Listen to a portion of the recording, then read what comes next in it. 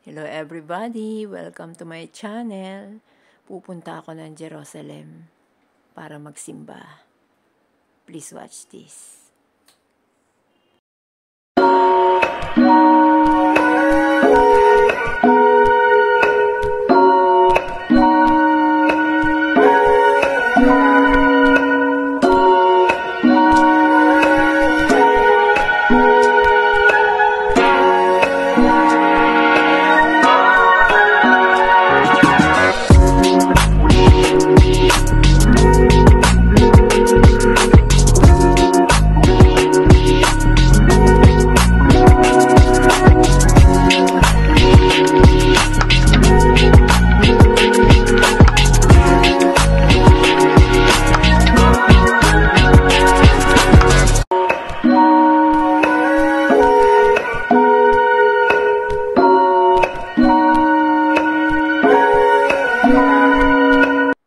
Yan. Alam niyo po ba na dapat nasa bahay lang ako at natutulog kasi kaninang madaling araw is nagpaulan ng racket. Sa Tel Aviv na naman yata yan. Basta. But anyway, kahit gagaan pa karami ang racket, mas mahilaki pa dyan ang Panginoon. Ang plano ko ay pumunta ng Jerusalem. Nagplano ako din kanina lang kasi mayroong nag-request na ipagdasal ko sa Western Wall ang kanyang kahilingan na ilagay sa Western Wall. Magsisimba rin ako sa Holy Sepulchre Church. Alam niyo bang napakaganda ng Israel? Pag makikita niyo yung mga transformation ng mga halaman, disyerto, mga green na puno, tapos disyerto na naman, tapos sa disyerto, sa kabila may nagtatanim, may agricultural, may nagtatanim ng gulay. Napakaganda po talaga ng Israel. Parang sa atin lang, wish ko magkaroon ng trend mula sa bawat province na tinatahak, hindi laging sa bus. Doon makikita ang ganda kapag merong trend. At dyan sa atin, sa paggaling kang Laguna going to Quezon Province, meron dyan tinatawag na eco zone. Yung bus ay dumadaan kung saan maraming agricultural or taniman ng mga palay. Makikita mo marirelax ka talaga. Lalo na kung yung makikita mo yung palay ay going to harvest at yung mga palay ay tumutubo. Ang gandang tingnan kasi green na green. Ganun din dito sa Israel, pero iba lang makikita mo mga bonsai, pine trees, agricultural, mga puting malalaking bato, disyerto. Tulad namin, mga hotel workers, palagi kaming sa hotel, stress. Napakasarap sumakay sa tren. You can travel for almost 43 minutes or 1 hour. Marirelax ka na parang hindi lang isang oras ka nagbiyahe, kundi parang isang araw na. Sa ganda ng nakapaligid na makikita mo sa tabi ng bintana ng tren. Mag-enjoy kayo sa panonood kasi meron pong wire pong nakaharang dahil nasa second floor ako ng tren. Hindi ako nakaupo sa pinakababa. Kaya yung wire nakikita dyan. Yung daan na yan ay going to Jerusalem. Ngayon pumasok na kami sa tunnel. Marami po kasing tunnel na dinadaanan. Parang 3 tunnel na maikli. And then meron pong mahabang tunnel. After ng mahabang tunnel, isang tunnel uli. Yun na po yung pinakang malapit na sa Jerusalem yun. Ayan. Gusto ko yan, paglabas ng tunnel, tapos may makikita kang ganyan, tapos tunnel ulit. Yan lagi naka-ready dapat ang cellphone mo. Para mabidyoan mo yung mga... Meron kasi dyan pong bundok na malapit sa Jerusalem na puro puting bato. Diyan makikita nyo, maraming bahay sa kabilang bundok sa dulo. Ang mga bundok naman po dito hindi ganun katulad sa atin na matataas. Para mga burol-burol, pero bundok na yun.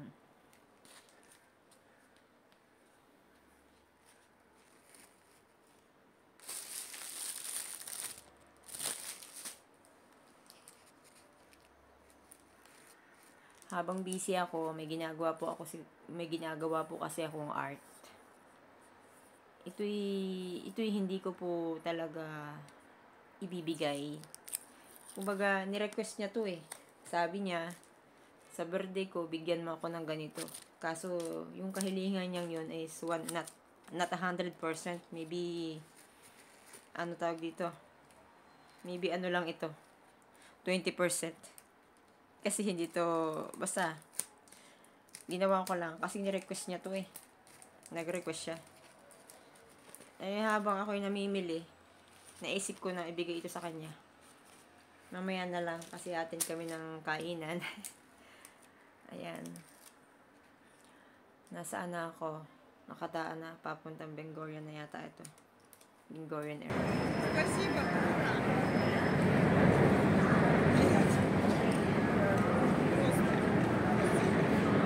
Sakay na. Mahangin sa Jerusalem ngayon.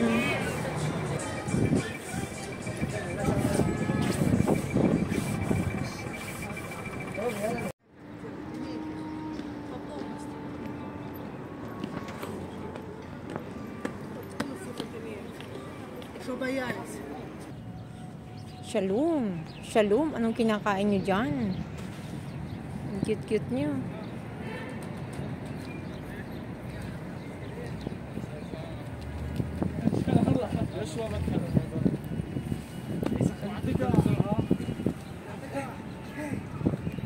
Ang bait naman ng sparrows, hindi nalipad. Kayo magagandang ibon. Shalom sa inyo. Ang bait nyo.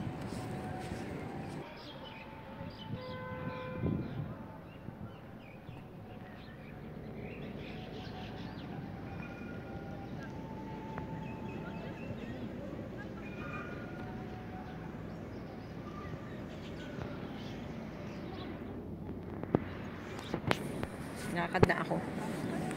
Mainit.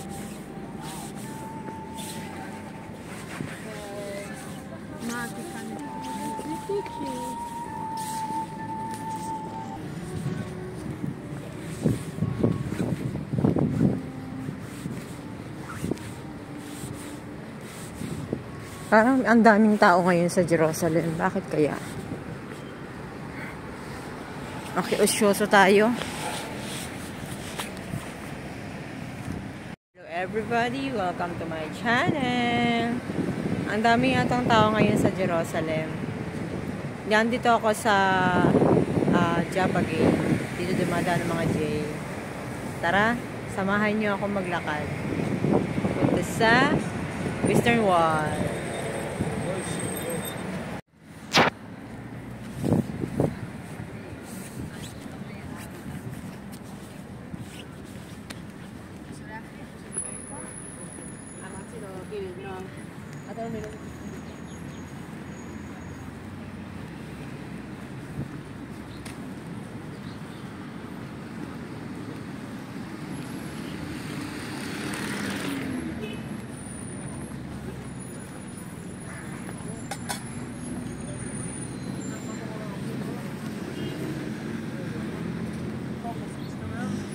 قال بس عبال ما تحمل افراد المطار يكون فصل.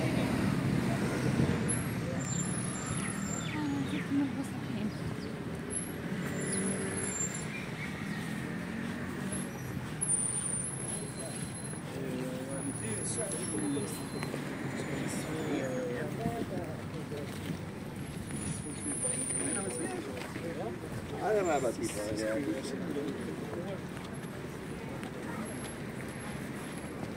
Marami na rin akong absent, marami na rin akong off.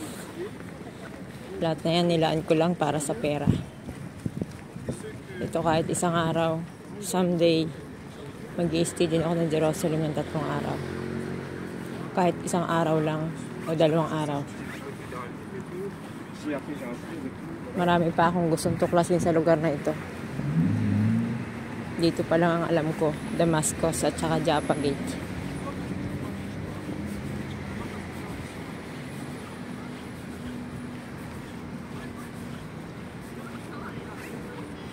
Pag Huwebes pala, maraming tao dito.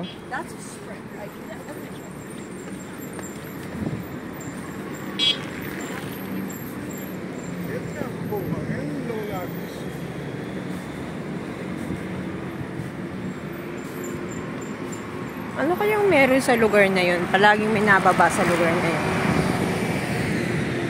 Ang gusto ko maglakad pababa dun. Paglabas ko mamaya.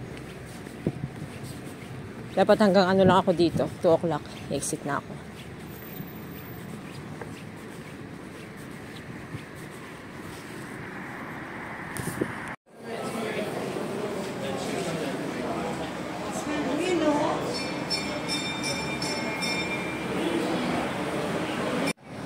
Yan po ay tawag na King George Tower na pinatayo ng Herald Street. Siya si Herald na nasa Bible. Sa Testament po. Ibang King George.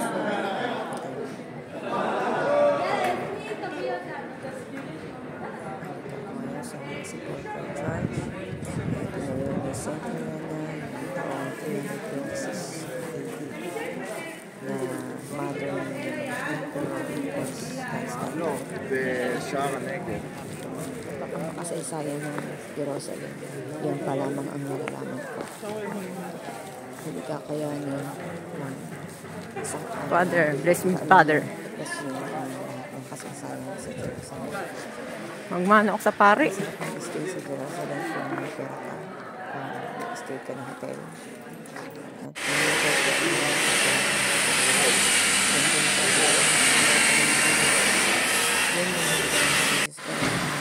At ang bato na yan, lagi nilang nilagyan yan ng oil para makabanal.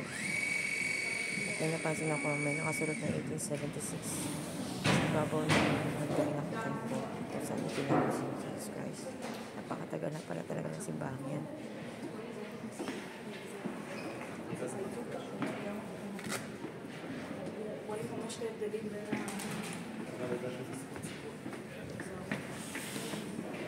Papansin nyo, medyo maingay yung pagpasok ko dyan kasi kinukonstruct ko kasi yung katabi ng bato na hinigaan ni Jesus Christ. Yung lalim ng kinukonstruct sa parting nila ngayon. Ito yung talagang dito. Napansin ko yung bato. Tagal na bato na ito. Sinunod. Ginamit yan, nakapaon. Meron mo ito, nakaugat ito, 1876. Siyang pure stone na binuo. Kakaiba ang mixture ng semento nila noong unang panahon.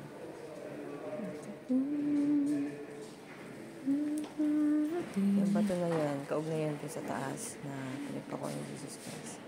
And then ito, dyan yung si Jesus Christ ay halos lumuhod, nakakadena siya ng nilatigo.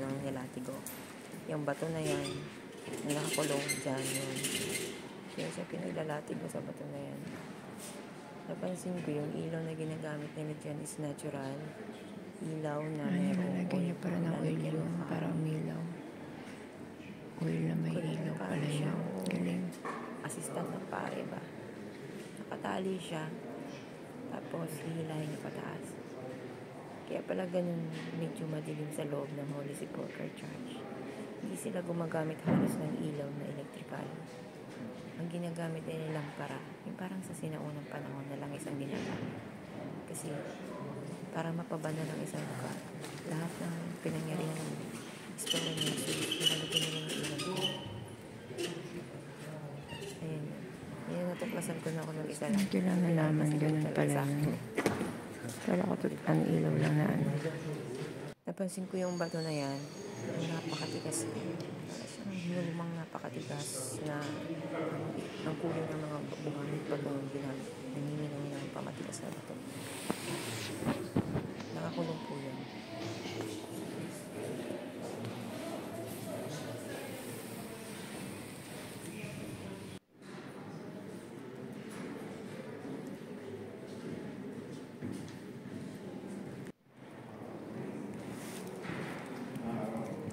Diyan sa lugar na yan, si Jesus Christ pinaupo kung anong ginawa sa kanya dyan ng mga kawal. Kawawa. Grabe yung pag-sacrifice niya talaga. Tapos,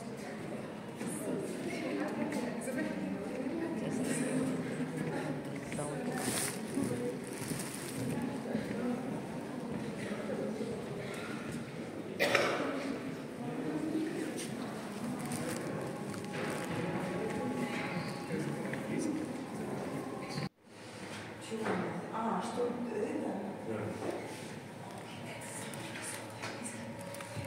yung design na yan, yung parang sa mga nagpapagahan. Tapos yan. Diyan inilagay yung paa niya. Pinarusahan siya dyan. Sino to? Si Jesus Christ na to. Diyan nilusot ang kanyang paa. Nung pagpunta ko sa Jerusalem mag-isa, parang araw na yan.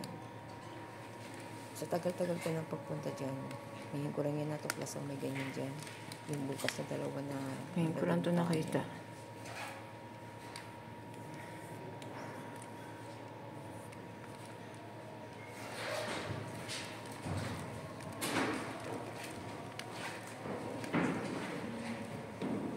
Hirap yung ganyan, no? Mga Jewish na nabilag sa Gaza. Hindi na dati sila. Kawawa sila. Meron po pala yung Mother of Perpetual Help na matagal na, tagal ng panahon, nakakulong siya. Katulad sa Baklaran. Yung dyan lang siya.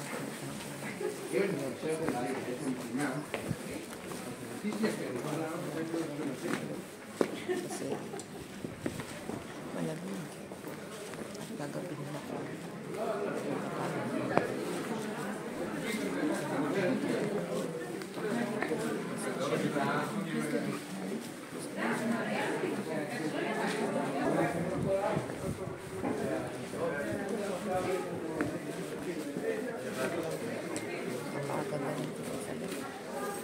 Alam niyo, si Jerusalem magtitimpang mata mo sa mga Pinoy. Pero kung magpupokus ka sa kung ano lang sa dyan doon, makikita mo yung ganda ng Jerusalem.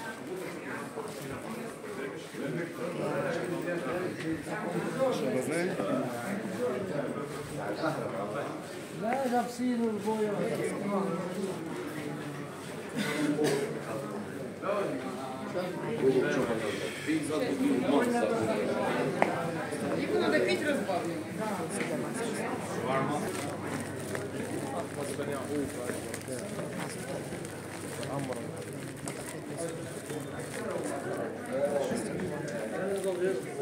لا انا بقول لك هذا واحد مين بيدخل في قصه زي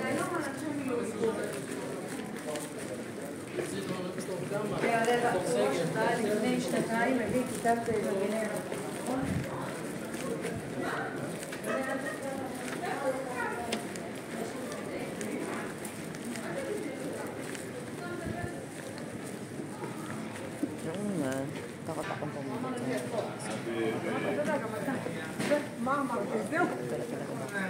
Kasi iba-iba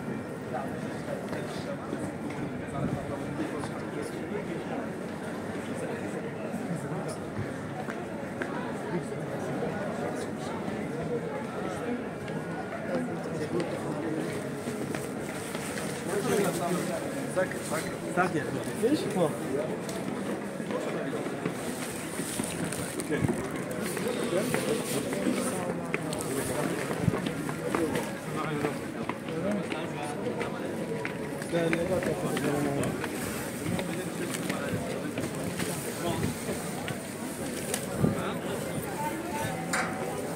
لو بدت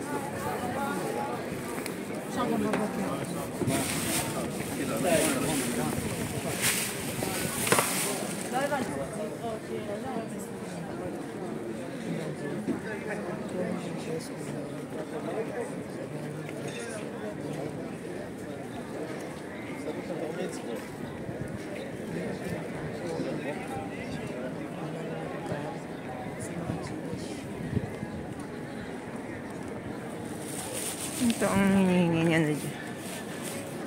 yung hagdan na yung pangarap ko mapuntahan mo. Tsaka yung Mr. Bacana.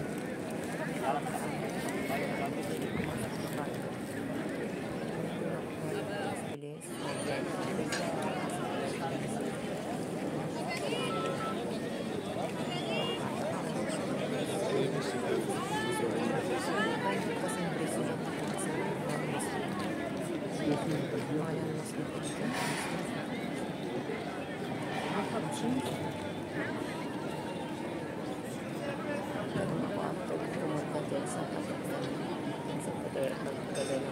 Sa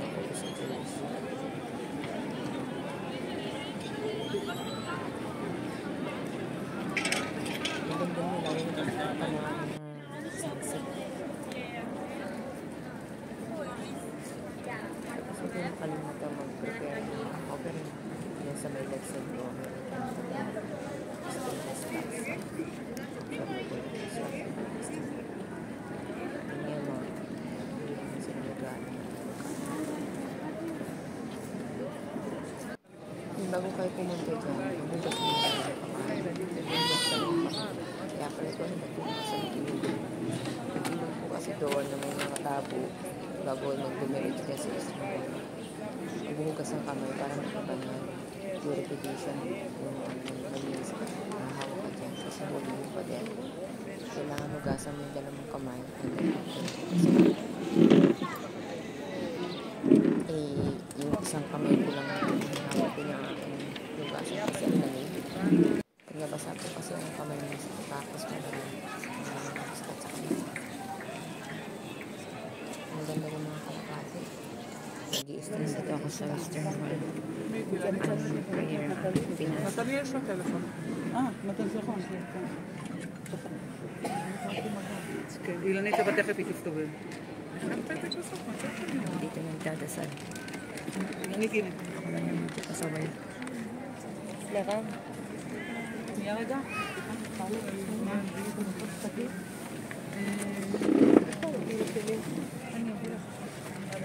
רגע, תני לה, היא תצלם אותה רגע.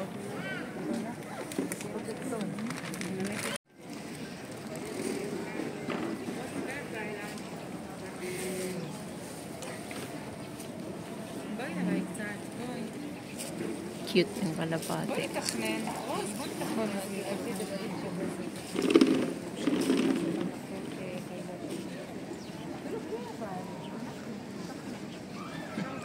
Gilid na gilid yung isa eh.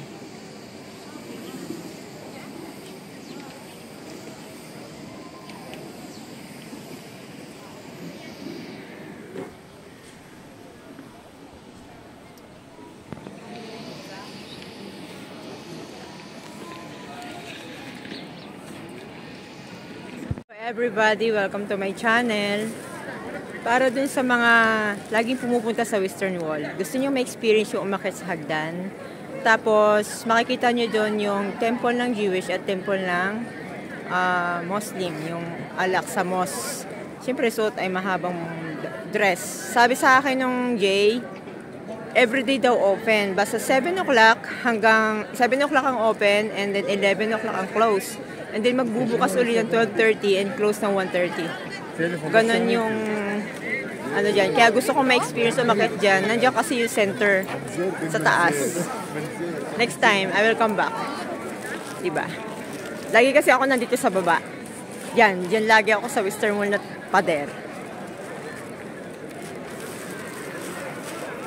Bye-bye, Jerusalem. Uwi na ako.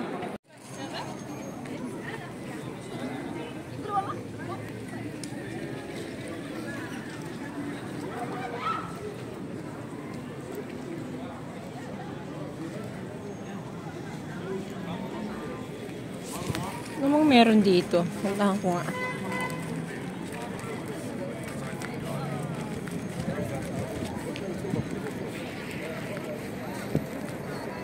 Wow, nagpa-fog na.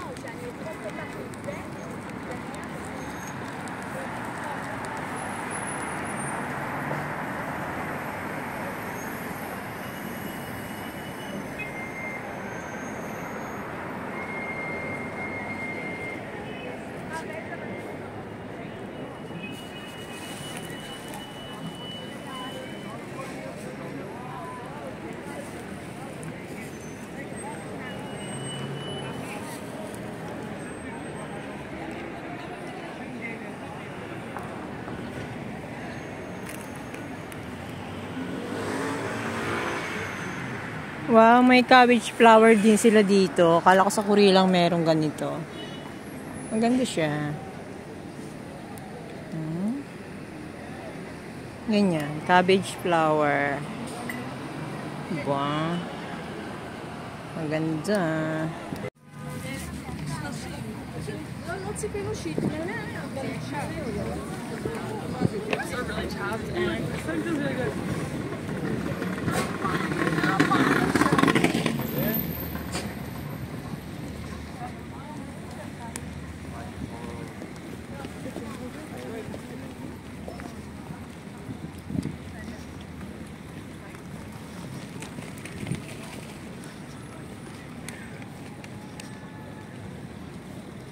Ganda ng bulaklak sa tabi ko.